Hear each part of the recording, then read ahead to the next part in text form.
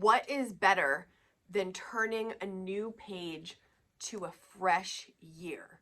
I just got the chills. I love a fresh start. I love kicking off the new year right. Today we're talking about No Spend January and our word of the year. Let's get into it.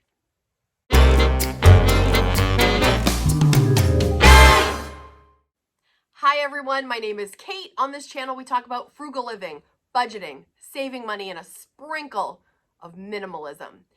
If you've been with me for years, since 2019, for example, you know we do this every year. So this is our tradition. If you are brand new, welcome. We love to see new folks come on in and learn the joys of talking about budgeting. And this is a very special time of the year because we choose a theme. This is something I learned from Jordan Page a long time ago, that we pick a word. We pick one word that's kind of like the umbrella thought of the year to really, reach goals, put out a good vibe, and remember what is important to us. So the first thing we're going to talk about is No Spend January. Hopefully you caught my video right here that I just did a couple weeks ago on how to prepare for No Spend January. But now it's time. You can go back and watch this video. It's still helpful. But let's talk about the thick of it. In No Spend January, we take 1 month and we basically, in a nutshell, you guys, let's not overcomplicate it. We choose the classic choice between needs and wants. And all we're spending on in January is the needs, and we're letting go of the wants. This helps us set the tone for a new year, new spending vibes, especially if you're a person that you're really feeling like, I need to cut my spending, I need to find a better way, I'm tired of stressing about money. This is the perfect way to start your new year and get into the right position. It's a tool. It's a tool. Don't think this is going to solve all your financial problems. It's not, but it is going to be a tool to help. If you are new here, by the way, our subscribers, our community, is collectively known as the K Squad. And the K Squad has shared amazing takeaways every single February when they're done No Spend January. In fact, I did another video here. I'll put some lessons I learned from No Spend January if you want to get more inspired. But the takeaways that the K Squad shares with me makes me keep coming back every year to do this together as a community. Okay, so what do we spend on in No Spend January? Like I said, it's needs only. You're going to buy groceries. You're going to get your medications that you need. You're going to pay your mortgage or your rent. You're going to pay your bills. You're going to pay for all the things that are essential. What are we not going to spend on? We are not buying extra clothes that's not needed. We are not going out to eat. We're not going through the drive-thru. We're not buying home decor that we don't need. Your wants are put on the back burner for this entire month, and we are focusing solely on needs only. Essentials only, friends. Essentials only. For the month of January. And really, that sounds so simple, but that is the whole plan, okay? In all my No Spend Januaries, if you type in No Spend January, Kate Kaden, you will get lots of videos because it's one of my favorite topics. It's one of my favorite times of year, but don't overcomplicate it. I can't stress that enough, okay? And if you want me to put a video together of some of the top things to avoid, let me know, because I started brainstorming the other day. Let me know if you're interested in that. Put it in the comments. I will make a video additionally about that. Here's an additional idea I'm going to share with you for this No Spend January. Not necessary, but I think it's a great idea. I got a notebook for Christmas because I asked for it on my Christmas list. And I got this pen as a bonus from my boss because she knows I love cats.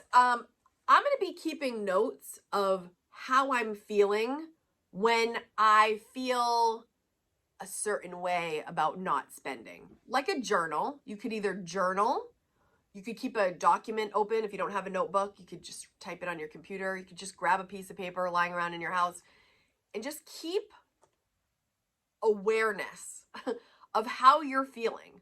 Like maybe there's a time where you normally would have ordered takeout.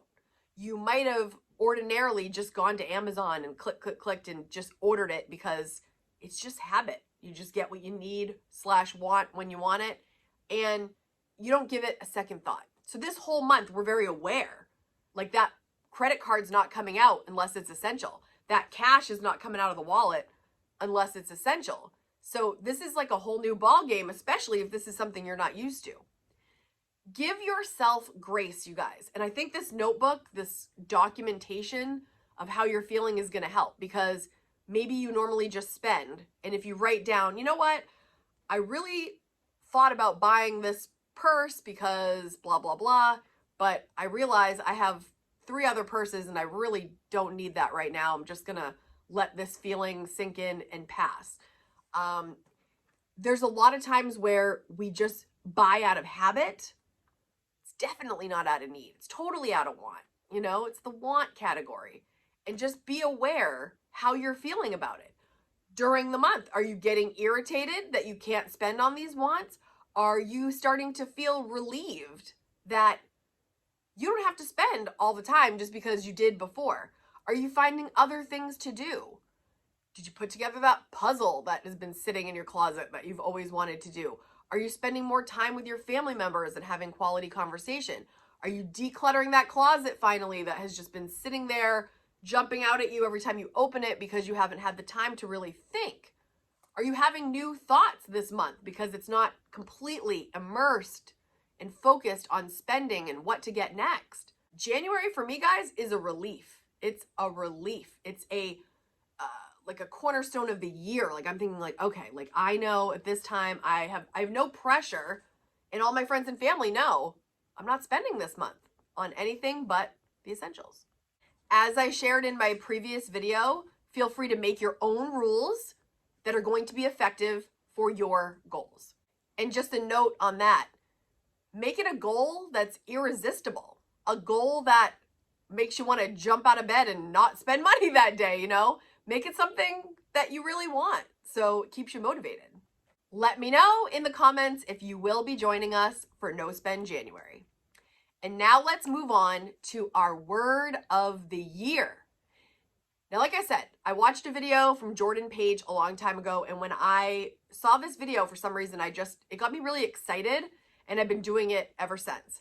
So, when I say we're picking a word, I mean you're picking a word. I'm picking my own word, you're picking your word, you're picking your word. Every single person watching this is picking their own word, something that will inspire them and set the tone of the year. So, you guys always ask me every year, what were your previous words? Like, give me an example. So I'm happy to, right? The first year I started doing this was in 2017. And by the way, when I'm sharing these words, if any of those are like a word that you're like, yes, I need to work on that, grab it, use it. If you don't like any of these words, find a word that is more applicable to what you want to achieve this year, okay? So 2017, my word was prepare. And thinking back on it, I'm just going to give you quick little thoughts about those years. That was a year that I started working with my friend Dina, a personal trainer. I lost like 20 pounds. The year started off amazing. And it actually, like in retrospect, when I think of 2017, that was a good one. I was preparing myself for hopefully, you know, a better life like back then. And I remember 2017 being significantly good. 2018, my word was invest.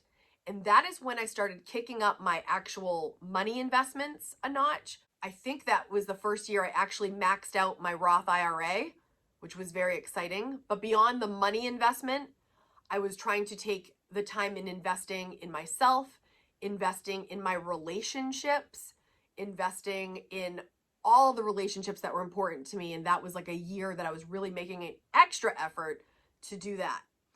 2019, the word was impact. And for some reason, I feel like that was another good year because I was focusing on making an impact with my channel. And I feel like I remember it fondly. But let's keep going. 2020 was be brave.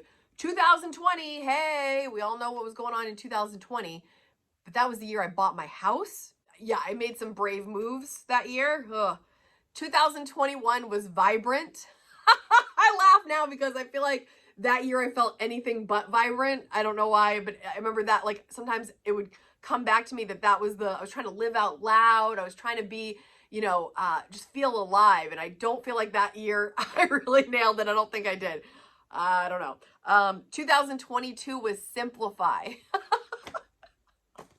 I'm sorry, I'm laughing at all of these because some of them, like, I started off really strong and then I complicate everything. So I was really trying to do a better job there. And again, growth in some areas and disaster in some. 2023 was focus. 2024 was elevate. And I swear the only thing I elevated was my stress level. I was so stressed out in 2024. I'm telling you, 2024, oh, I don't know. Guys, how was your 2024? Tell me in the comments. It was a little nuts, right? I feel like I was stressed out like the whole second half of the year. Like, it was just, I have too much on my plate as usual. I feel like I have to keep learning that same lesson over and over again, which leads me to 2025. So by the way, these were all the recap of that. And my new word is alignment. I just talked about this a lot in a video previously, talking about how sometimes people perceive things as good or bad. And in this coming year, I want to perceive them as either in alignment or out of alignment with my goals, my values, my needs, my everything. Am I acting in alignment with what I say, or am I out of alignment with what I said is important to me? That's very critical. If you're saying something is important to you and then you are acting out of alignment with that, is it going to go well? No. And I feel like I fight against myself with many things. And this year, I've got to align my actions with my goals and my thoughts and my whole belief system with things. I need to align better and stop saying this is important to me and then not sleeping. This is important to me and then overbooking my schedule. This is important to me and me feeling like I am like so tired it needs another word for tired, and I'm tired of it, right? I'm tired of it. So alignment is my word for 2025. What is your word? I cannot wait to hear your themes for 2025. Let me know in the comments. I can't wait to read them all. If this is new to you, or you did this last year with us, but you kind of want to remember what we talked about last year, I'm going to leave a video right here on the end screen for you to watch next to get you even more excited about this upcoming year. Thank you so much for watching, guys. I can't wait to kick off this new year with you. Bye. See you in the next video.